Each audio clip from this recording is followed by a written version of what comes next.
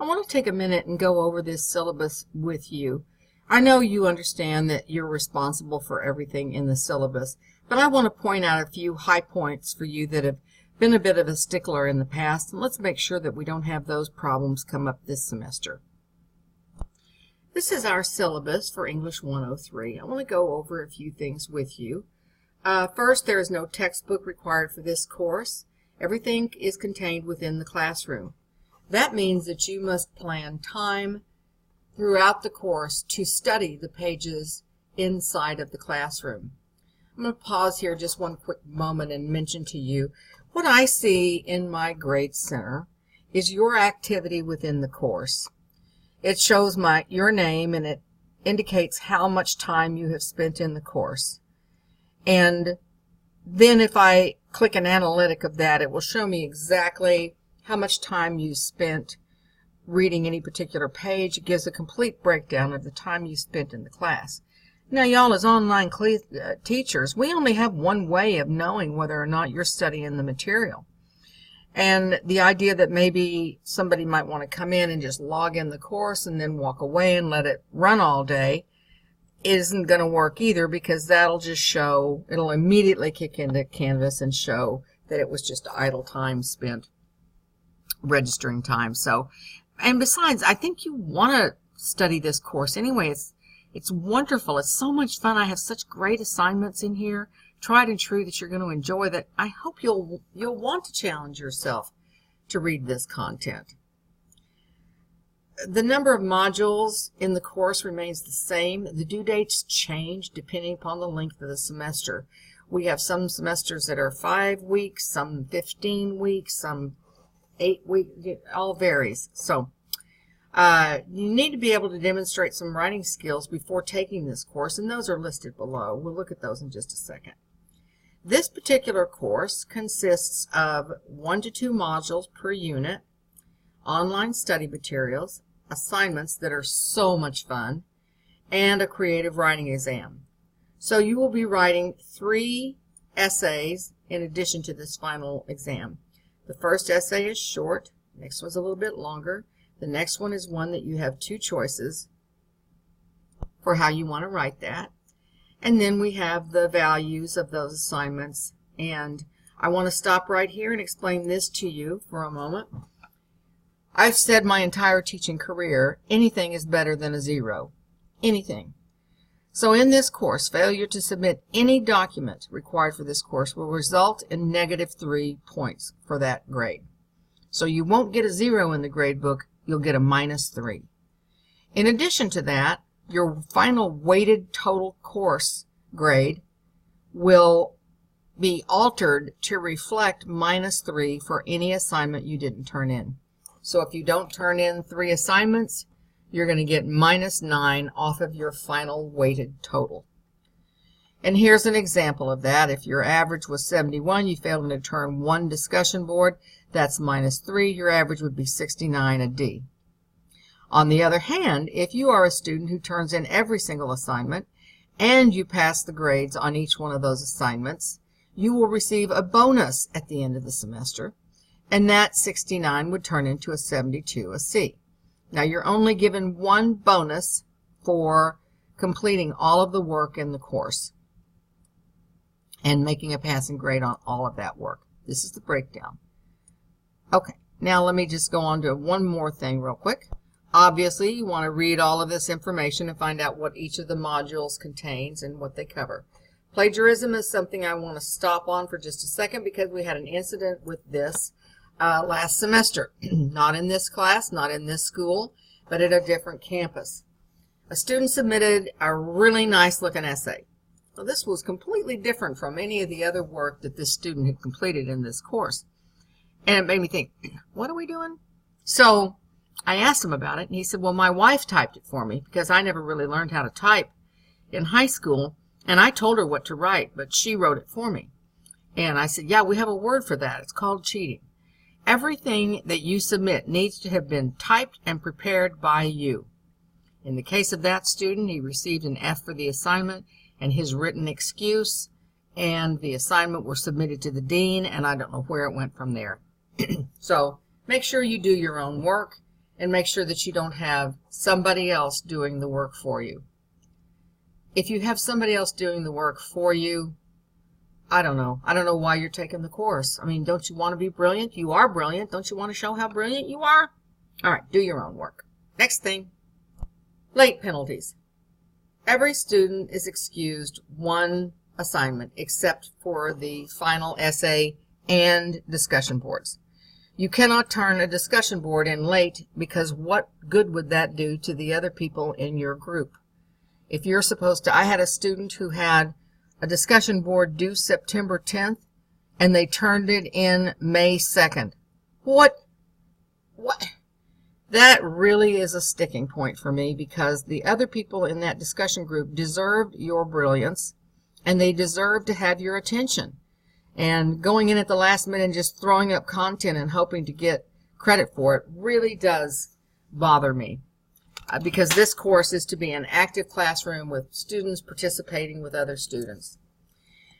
Finally, this is important here within this area of late penalties. Last semester, I received 250 email excuses from students. 250.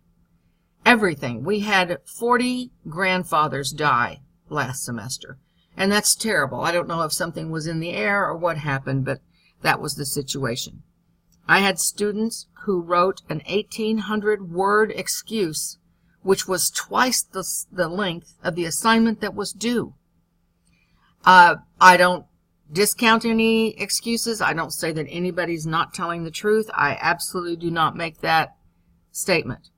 What I want to do is be able to back that up with evidence. So if you are going to email me with an excuse outside of the one excused late submission, if you are entering that late submission, you would simply write an email saying, I am using my one late submission for this. I don't need to know why. I don't need to hear anything else other than that. Outside of that, all excuses must be documented, and the only excuses that are valid are these: an emergency room receipt, a doctor's note that includes letterhead and contact information. In the case of a passing of a mother, father, grandmother, grandfather, spouse, sibling, your own child, a certificate must be attached with letterhead and contact information. The passing of an uncle or of an aunt is not a valid excuse for turning in work late. I'm sure you can understand that the district has to draw the line somewhere when it comes to relatives and passing of things. Now, for religious holidays and that sort of thing, you would simply say, I'm observing this holiday, and we certainly do honor all that. That's included in this syllabus. But make sure that you have, if for any kind of illness or a death in the family, that is completed with all of that information.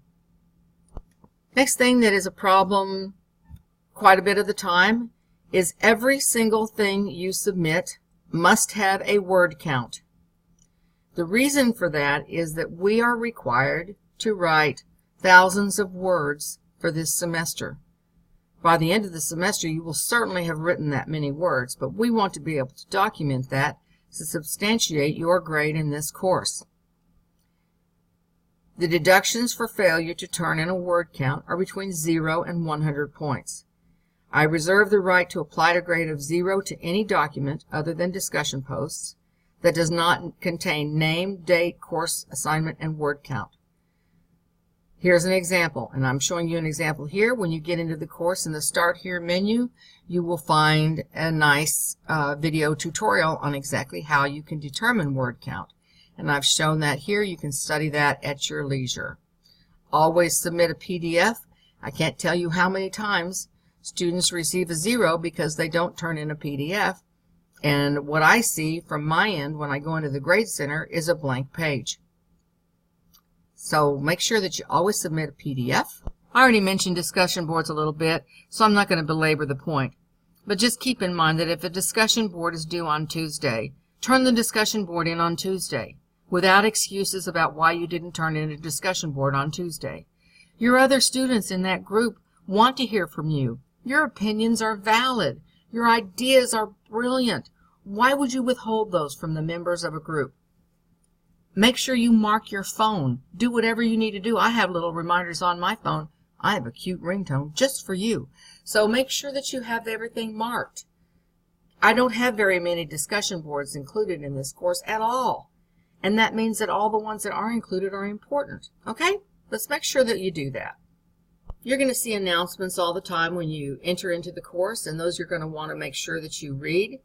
There are some that are labeled response required, and that means that you simply read the announcement. If maybe there's a little tutorial attached, you watch that, and then you go down and click reply, and you post that you read the announcement. It's that simple.